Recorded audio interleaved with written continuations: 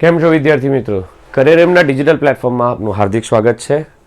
ખાસ અગત્યનો ટોપિક, આ વિડીયો ન જોયો તો લગભગ તમારા માર્ક કપાઈ જશે, કારણ કે આવી રીત એ લોકો મેજોરિટી જીપીએસસીની એક્ઝામમાં પૂછતા હોય છે.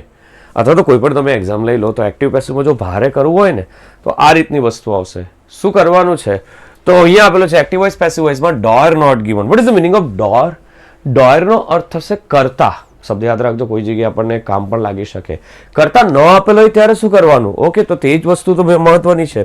કરતા ન આપે તો એના માટેની કોઈ રીત નથી. ખાસ ધ્યાન રાખજો, આપણે કરતા જાતે ક્રિએટ કરવાના છે. એટલે જે રીતની સિચ્યુએશન આવશે એ રીતનું આપણે કરતા ક્રિએટ કરતા રહીશું. એના માટે જો તમે હજુ પણ કહું છું, જો અગાઉના વિડીયો ન જોયા હોય તો એકવાર જોઈ લેજો, કે જેથી તમને હવે ખ્યાલ આવે. આમાં હું ડાયરેક્ટ ઓળખીશ કે આમાં શું થાય છે. ફરી એકવાર, કરતા નથી તો એના માટે હવે જો એક્ટિવ આપેલો હશે તો આપણે પેસિવ બનાવીશું, ને પેસિવ હશે તો એક્ટિવ બનાવીશું. પણ પહેલા તો ઓળખીશું તો કે ધીસ હાઉસ એ મારો શું થાય? કર્મ. ખાસ ધ્યાન રાખજો, આ ઓળખતા આવડું છે. ચેક કરો, is plus being plus past participle છે ઓબ્વિયસલી. અને આમાં શું નથી? ઓબ્વિયસલી કીધેલું છે તમને, કરતા આપણે શોધવાનો છે. કરતા નથી તો આપણે ક્રિએટ કરીશું, બરોબર છે. જેમ કે the house is being painted, કે ઘરને રંગ મારવામાં આવ્યો, બરોબર છે, એટલે કે કલર કરવામાં આવ્યો. હવે કલર કરો, બરોબર છે, તો એના માટે કોઈ માણસ આવે ને? હા, આવે. કેમ નહીં આવે? તે કોણ હોઈ શકે? કોઈ ગેસ કરી શકો? તમને કદાચ અંદાજ હશે જ, મેં તમને જે કીધું તે. કોણ આવશે? Okay, sorry. હવે આનો એક્ટિવ વોઇસ બનશે, એટલે કે ઘરને કલર મારવા વાળો કહેવાય આપણી ભાષામાં એને પેઇન્ટર. વ્યક્તિ પણ મારી શકે, પણ મેજોરિટી આપણે પેઇન્ટર, જે રંગ કરનાર છે એને પાસે આપણે બોલાવીશું. એટલે મેં કરતા લઈ લીધો. પેસિવનું એક્ટિવ બને છે, આખા નિયમ ઊંધા જાય છે. તો કરતા કર્મને સ્થાને, કર્મ કર્તાને સ્થાને આ કરતા આગળ આવી ગયો. Is being painted. આ કાળ કયો છે? તમને કદાચ ખ્યાલ હશે કે ચાલુ ક્રિયા છે અને આગળ ઇઝ છે, એટલે ચાલુ વર્તમાન કાળ. તો ચાલુ વર્તમાન કાળની વાક્ય રચના શું હતી? પહેલા passive, am is are plus being plus past participle. Am is are plus being plus past participle. એનું ઉપર શું હતું? Am is are. ત્રણમાંથી એક હતું. ચાલો, તો પેઇન્ટર એક વચન છે, શું આવશે? ઇઝ. બીંગ નીકળી ગયો, પણ ક્રિયાપદને આઈએનજી લાગે ને, તો પેઇન્ટનું શું થશે? ઇઝ. ક્રિયાપદને આઈએનજી, પેઇન્ટિંગ. થયું કે? મૂળ શબ્દ કર્મની જગ્યાએ ધ હાઉસ,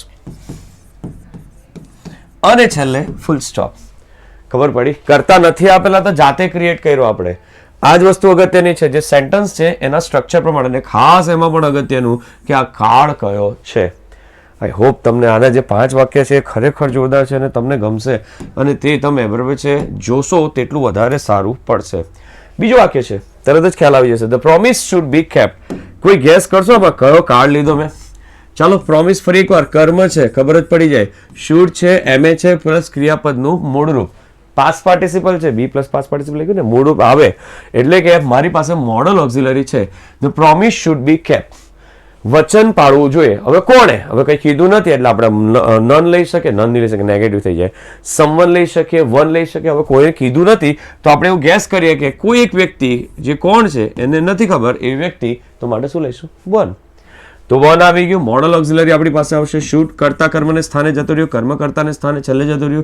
શુડ છે, બી નીકળી જાય, કારણ કે આ તો પેસિવમાં ઉમેરાતો હતો તો કાઢી નાખવાનું. કેપ્ટ એ પાસ્ટ પાર્ટિસિપલ છે, તો શુડ બી. કીપ પછી, શુડ પછી ક્રિયાપદનું કેવું રૂપ મુકાય? મૂળ રૂપ. પાસ્ટ પાર્ટિસિપલ, બરાબર છે. ઓકે, શું હતું? કેપ્ટ. એની જગ્યાએ કીપ કર્યું. વન શુડ કીપ, બરાબર છે. શું છે? The promise. તદ્દન સહેલી વસ્તુ. કાળ ઓળખતા તમને આવડે એટલે શબ્દ તો તમને મુકતા આવડી જ જવાનું છે, ને જે નવું છે તે જ શીખતા છે આપણે. ખાસ ધ્યાન રાખજો. નેક્સ્ટ આવશે આપણી પાસે થર્ડ સેન્ટન્સ છે. તમને યુનિફોર્મ્સ મસ્ટ બી વોર્ન. હવે યુનિફોર્મ્સ કોણ પહેરે? કોઈ ગેસ કરો, મગજમાં બોલાતું હોય તો. સ્ટુડન્ટ્સ, બરાબર છે. જવાબ તમારો સાચો. તો સ્ટુડન્ટ્સને આપણે લઈ જઈએ. ફરી એકવાર, કયો કાર્ડ છે? MA plus be plus past participle, simple modal auxiliary. તો કરતા પહેલા આવશે. કરતા કોણ છે? સ્ટુડન્ટ્સ. વિદ્યાર્થીઓ જ ગણવેશ પહેરે ને, બધા જ લઈ લેવાના. બોયઝ નહીં લખવાનું, બરાબર છે. ગણવેશ બધા વિદ્યાર્થીઓ, વિદ્યાર્થીની બંને આવી જાય. સ્ટુડન્ટ્સ, મસ્ટનું મસ્ટ, બરાબર છે. ઓકે, શું નીકળી ગયું? બી નીકળી ગયું, વોન નીકળી ગયું, કારણ કે પહેરવાની વાત છે. આ તો પાસ્ટ પાર્ટિસિપલ છે. મસ્ટ ક્રિયાપદનું મૂળ રૂપ. આખું ઊંધું કરતા છે, એવું ખ્યાલ આવે. જે વિદ્યાર્થીઓને તકલીફ પડી રહી છે, ફરી એકવાર એ લોકો આગળના વિડીયો એકવાર જોઈ લેજો તો તમને ખ્યાલ આવે કે આ ઊંધું કઈ રીતે કરે છે સર. હવે આપણો જે કર્મ છે તે ડાયરેક્ટ લખાશે. શું લખાશે અહીંયા? યુનિફોર્મ્સ. તદ્દન સહેલું. આનું તમે પેસિવ બનાવો ને, પેસિવ, તો આ જ બની જાય. ચેક કરો. યુનિફોર્મ્સ અગાડી આવશે, મસ્ટ છે, વચ્ચે વધારે બી ને વોન, ને કરતા નથી આપેલો પણ લગાડી દેવાનું બાય સ્ટુડન્ટ્સ. જો હોય તો આ રીતે હોઈ શકે. ખ્યાલ આવશે. તદ્દન સહેલી વસ્તુ ચાલે છે. ફરી એકવાર, જે ઓળખતા છે, જે વસ્તુ શીખવાની છે તે આ જ છે. ધ થીફ વોઝ કોટ. તમને કદાચ અંદાજ આવી ગયો છે કે હવે આમાં કરતા કોણ લેશું, કોઈ કહેશો આપણને કે થીફ છે તો એને કોણ પકડે? મેજોરિટી આપણે જોયું છે કે પીપલ નહીં, ભાઈ પોલીસની વાત કરીશું એટલે મારો બરાબર છે કરતા કોણ છે અહીંયા? The police. ચલો વોઝ છે બરાબર છે, કોટ છે, સાદો ભૂતકાળ, વોઝવેર પ્લસ પાસ્ટ પાર્ટિસિપલ, એની ઉપર શું હતું? વોઝવેર પ્લસ ક્રિયાપદનું મૂળ રૂપ, એટલે કે આપણી પાસે ડીડ હતો બરાબર છે, વોઝવેર નહીં હતું. તો ધ પોલીસ બરાબર છે, વોઝ કોટ, કોટ બરાબર છે એ આપણું ભૂતકાળનું રૂપ છે તો આપણે બી ભૂતકાળ જ રાખીશું. વોટ ધ પોલીસ કોટ બરાબર છે, કોણ છે? The thief. મારો મૂળ શબ્દ તમે આનું પેસિવ બનાવો ને એટલે આવી જાય, કારણ કે પેસિવ આપેલી છે, આપણે એક્ટિવ. મીન નવું શું કરતા છે આ કન્સેપ્ટમાં? ડોયર ઇઝ નોટ ઇમ્પોર્ટન્ટ. કરતા ન આપેલા અથવા તો એનું મહત્વ નહીં હોય તો એનું પેસિવ વોઇસ બનાવતા છે. નેક્સ્ટ આગળ વધીએ. Last sentence, the old man was stone. ભાઈ વૃદ્ધ માણસને પથ્થર માર્યો, કોણ માર્યો કંઈ ખબર નથી એટલે ડાયરેક્ટ જ ધારી લેવાનું. જેવું લાગે ને કે ના ખબર પડતી હોય તો બરોબર છે કરતા આપણે ક્રિએટ કરી લઈશું. શું આવશે? સમવન. ડાયરેક્ટ જ વોઝ સ્ટોન છે, ડાયરેક્ટ જ પથ્થર માર્યો હતો બરોબર છે એટલે ભૂતકાળ છે તો સ્ટોન જ આવશે. Someone stone the old man.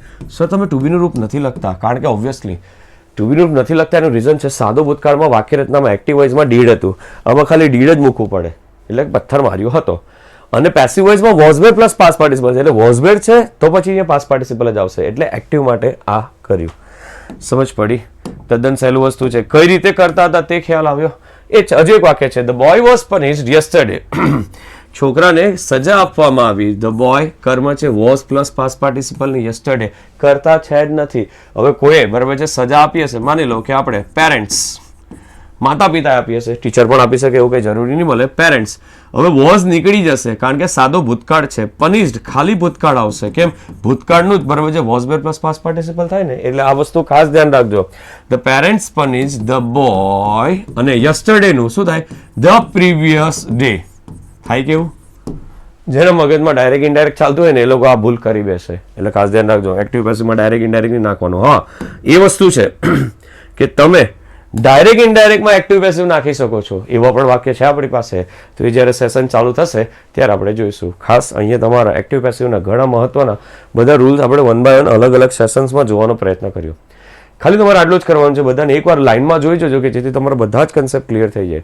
Next સેશનમાં મળીશું આપણે પ્રીવિયસ યર્સના ક્વેશ્ચન્સ લઈને. ત્યાં સુધી કંઈ પણ પ્રોબ્લેમ હોય તો તમે કોમેન્ટ સેક્શનમાં લખી શકો છો. અમારી ચેનલને લાઇક, કોમેન્ટ અને સબસ્ક્રાઇબ કરજો. ઓકે.